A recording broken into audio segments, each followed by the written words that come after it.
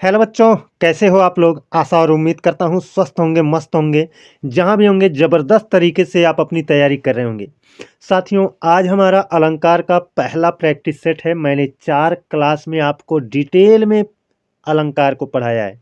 अब कम से कम 2 या 3 प्रैक्टिस सेट मैं आप लोगों को कराऊंगा। तो चलिए देखते हैं, आज का हमारा ये पहला क्वेश्चन है और इस पहले क्वेश्चन में कहा गया है कि काव्य शोभा करान धर्मान अलंकारन प्रचक्षते, अर्थात काव्य की शोभा बढ़ाने वाले धर्मों को अलंकार कहते हैं। यह परिभाषित लाइन किसकी है? भाई साहब, ये परिभाषित लाइन किसकी है, यही हमको बताना है ना। तो देखिए, आपकी यह परिभाषित लाइन आचार्य दंडिन, आचार्य भामह, आचार्य भरत मुनि, आचार्य पतंजलि, इन चारों में से किसकी है? तो ये चारों, इन चारों में से जो सही विकल्प है वो है आपका आचार्य भामह। आचार्य भामह की ये लाइन है और इसमें ये जो आपकी लाइन है संस्कृत में लिखी गई है और ये आपकी सबसे अच्छी परिभाषा मानी जाती है अलंकार की, है ना। अब बढ़ते हैं अपने अगले क्वेश्चन की ओर। कह रहा है अलंकार का शाब्दिक अर्थ होता है। अलंकार का शाब्दिक अर्थ क्या है दोस्तों? इस अलंकार का अर्थ क्या होता है, यही पूछा गया है। श्रृंगार होता है, पोशाक होता है, आभूषण होता है, पहनावा होता है, क्या होता है? तो आपने पढ़ा होगा और मैंने अपने क्लास में बताया भी है कि अलंकार का अर्थ होता है आभूषण। क्या होता है? अलंकार का अर्थ होता है आभूषण। हमारा ऑप्शन सी करेक्ट जवाब हो जाएगा। जिस तरह से महिलाएं अपने शरीर की सुंदरता को बढ़ाने के लिए आभूषण, साज सज्जा, श्रृंगार करती हैं, उसी तरह से आपका जो कविता होता है, काव्य होता है, उसमें भी आपका क्या होता है? साज श्रृंगार और आभूषण होता है।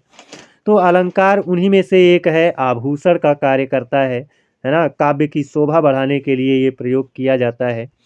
बढ़ते हैं अपने अगले क्वेश्चन पर।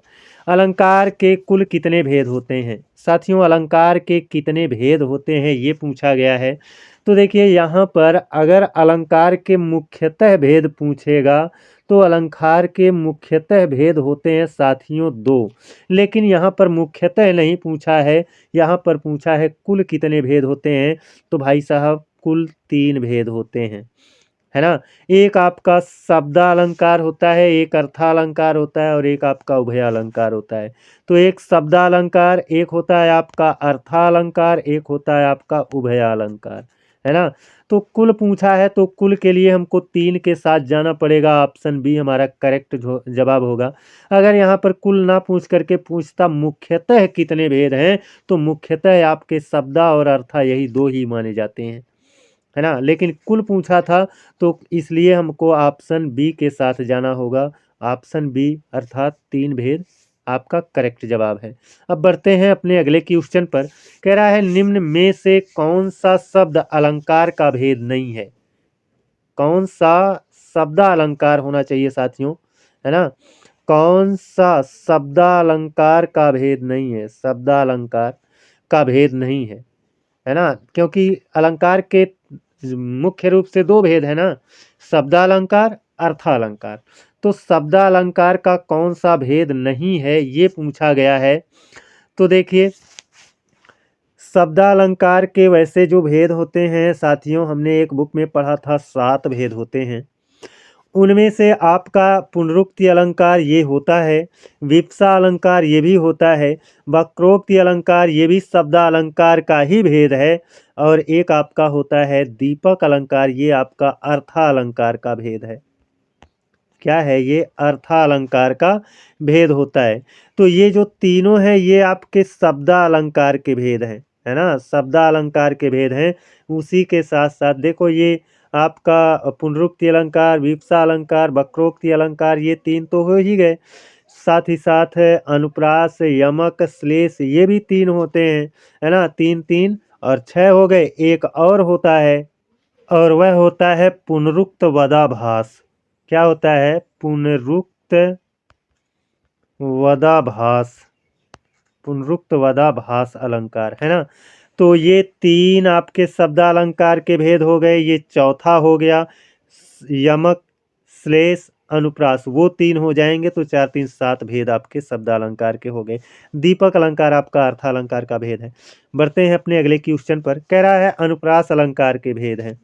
साथियों, जो हमारा शब्दालंकार में एक अनुप्रास अलंकार होता है, उस अनुप्रास अलंकार का कौन सा भेद, कितने भेद होते हैं ये पूछा गया है। अनुप्रास अलंकार के कितने भेद होते हैं? तो अनुप्रास अलंकार के साथियों जो भेद होते हैं मैं उनको लिख देता हूँ, है ना। एक आपका होता है छेका अनुप्रास, एक होता है छेका अनुप्रास, एक होता है आपका वृत्त्यानुप्रास, है ना, वृत्त्यानुप्रास। एक होता है आपका श्रुत्यानुप्रास, श्रुत्यानुप्रास होता है। और एक होता है अंत्यानुप्रास, अंत्यानुप्रास होता है। और एक और साथियों होता है, और वह है लाटानुप्रास, वह है लाटानुप्रास, लाटानुप्रास, है ना। तो आपका अनुप्रास अलंकार के कितने भेद हो गए? छेकानुप्रास, वृत्त्यानुप्रास, श्रुत्यानुप्रास, अंत्यानुप्रास, लाटानुप्रास, तो 5 भेद हो गए। आपका ऑप्शन डी करेक्ट जवाब हो जाएगा साथियों। साथियों, मैं आप लोगों को केवल और केवल सही जवाब नहीं बताना चाहता हूँ, ये एक तरह से रिवीजन क्लास है ना।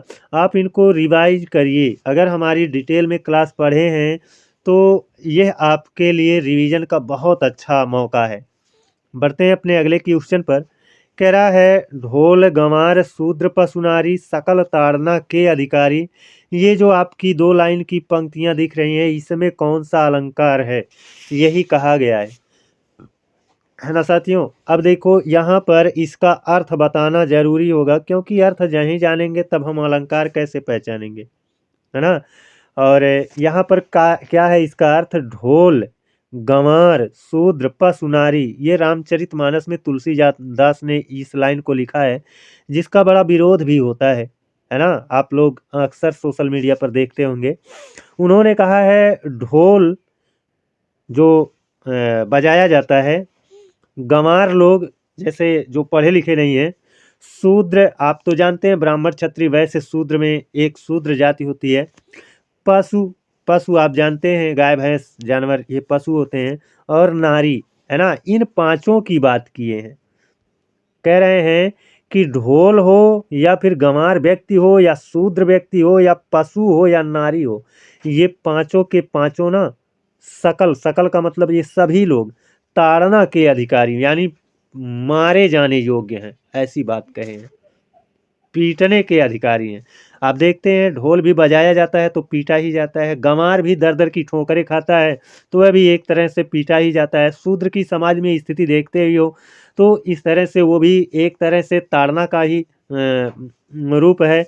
पशु, पशु को भी देखते ही हो आप, थोड़ी सी बदमाशी करता है बेचारा, इधर उधर से 4 हाथ पा जाता है। और नारियों की भी स्थिति समाज में देखते ही हो। तो इन लोगों को लेकर के इन्होंने ये लाइन कही है, सकल ताड़ना के अधिकारी। तो यहाँ पर ताड़ना शब्द जो है ना, ये ताड़ना शब्द का अर्थ है, यहाँ पर देखो, यहाँ पर श्लेष अलंकार है। ताड़ना का अर्थ ढोल के संदर्भ में बजाने से है, और गंवार के संदर्भ में दर दर की ठोकर खाने से है।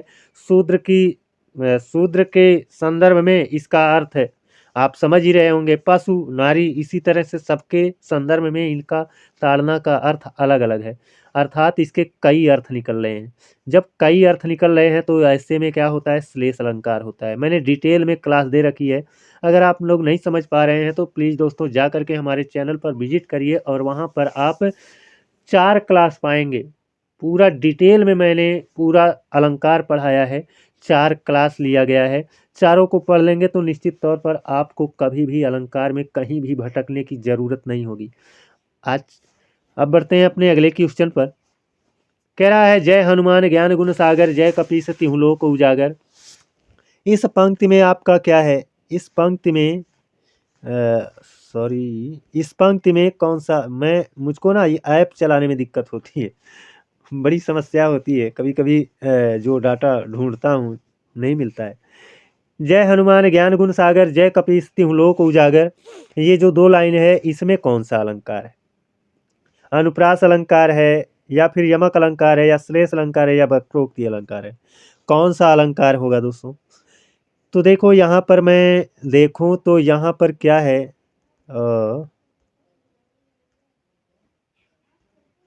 यहाँ पर जय हनुमान, हनुमान में लास्ट वाला ना आ रहा है ना, ज्ञान में लास्ट वाला ना आ रहा है ना, गुण में लास्ट वाला ना आ रहा है ना, अर्थात जब एक ही वर्ण की आवृत्ति बार बार हो तो वहां पर कौन सा अलंकार होता है?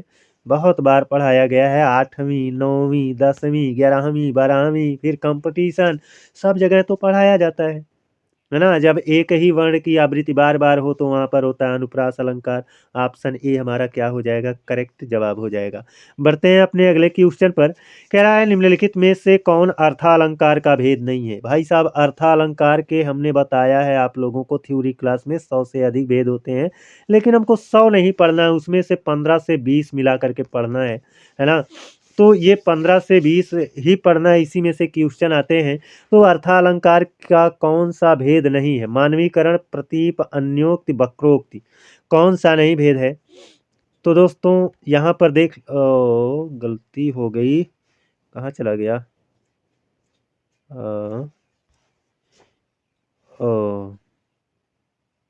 कौन सा क्वेश्चन था?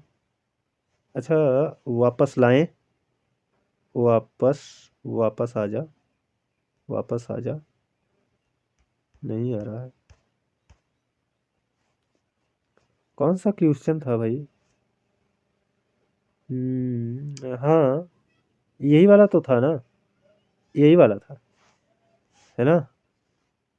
हाँ, निम्नलिखित में से कौन सा अर्थालंकार का भेद नहीं है?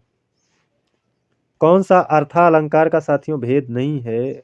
क्यों भाई, कलम वलम नहीं चल रही है ना? हाँ, अब चला। कौन सा अर्थालंकार का भेद नहीं है? मानवीकरण, प्रतीप अलंकार, अन्योक्ति अलंकार, वक्रोक्ति अलंकार। तो देखो यहाँ पर आप लोगों को हमने बता रखा है अर्थालंकार के भेद, पढ़ाया है डिटेल में।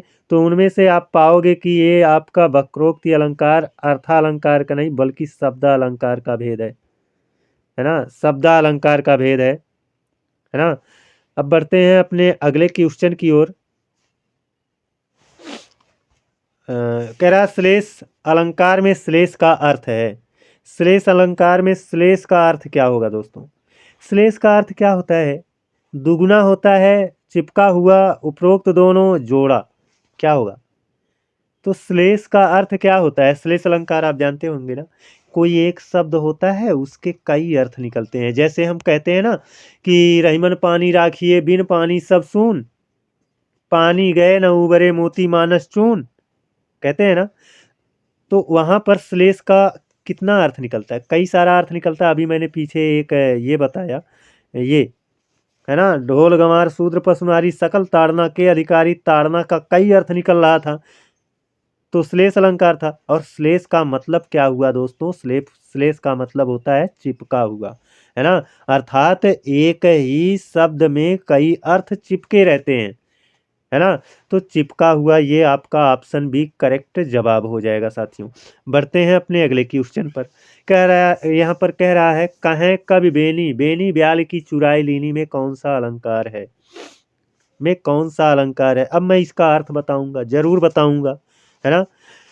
यहाँ पर देखो, यहाँ पर कहें कब बेनी, क्योंकि अर्थ जानना बहुत जरूरी है। अर्थ जानते रहोगे तो अलंकार, रस, छंद सब पहचान पाओगे। अर्थ नहीं जानते रहोगे तो कुछ नहीं उखाड़ पाओगे, समझ रहे हो ना। इसलिए आपको अर्थ जानना बहुत जरूरी है। कहें कब बेनी, बेनी ब्याल की चुराई लीनी, एक कवि का नाम सुने होंगे, कवि बेनी, है ना।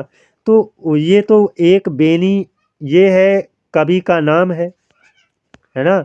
और ये एक बेनी आया है, इसका अर्थ क्या होता है? स्त्री जो बाल बांधती है ना, चोटी, वही बेनी का मतलब क्या है? एक तरह की चोटी, जो स्त्रियां चोटी बांधती हैं वो चोटी ही क्या है? बेनी है। और यहाँ ब्याल, ब्याल का मतलब सर्प। अब देखो, जो सर्प होता है, सर्प का शरीर देखो, और जो स्त्रियां बाल का चोटी बनाती हैं उस चोटी को देखो, दोनों का आकार जैसे सेम ही रहता है ना, सेम ही रहता है ना। तो वही कह रहे हैं, कहें कब बेनी, बेनी ब्याल की चुराई लेनी, है ना। कि कोई नायिका है, वह जो अपना बाल बाल की चोटी बनाई है ना, वो सांप से चुरा करके बनाई हुई है, सांप से चुरा करके बनाई हुई है, ऐसा कह रहे हैं। तो इसमें कौन सा अलंकार होगा? देखो, जैसे आपने पढ़ा होगा, कनक कनक ते 100 गुनी माँ कनक कनक ते 100 गुनी माँ दत्ता अधिका या खाए बौराए जगवाज पाए बौराए, पढ़ा होगा ना। तो कनक का दो अर्थ निकलता था। एक कनक का अर्थ क्या था? एक कनक का अर्थ सोना, एक कनक का अर्थ धतूरा था। वैसे ही यहाँ पर बेनी का दो अर्थ निकल रहा है। एक बेनी का अर्थ है कवि का नाम, एक बेनी का अर्थ है चोटी। तो बेनी बेनी दो बार आया है, अर्थात यहाँ पर यमक अलंकार होगा। यमक का अर्थ क्या होता है दोस्तों? जैसे श्लेष का अर्थ होता है चिपका हुआ, तो यमक का अर्थ होता है जोड़ा। क्या होता है? यमक का अर्थ होता है दो बार या जोड़ा। भाई दो बार कोई चीज़ रहती है तो जोड़ा ही बन जाता है ना, तो जोड़ा होता है। तो यहाँ पर बेनी का जोड़ा बना हुआ है ना, तो ये यमक अलंकार है। और दो बेनी बेनी दोनों का अर्थ अलग अलग है, तो यह आपका यमक अलंकार है। साथियों, बस इतने ही क्वेश्चन थे। कैसा रहा हमारा यह वीडियो, आप लोग कमेंट करके ज़रूर बताइएगा। मेरा पूरा प्रयास रहता है कि आप लोगों को मैं सही उत्तर न बताऊं, बल्कि उसके साथ मैं आप लोगों का पूरा जो रिवीजन है, चैप्टर का रिवीजन करवा दूं। तो मैंने जो आपको समझाया बताया, उससे आपका रिवीजन बहुत बढ़िया होगा। आज के लिए साथियों बस इतना ही। जय हिंद, वंदे मातरम।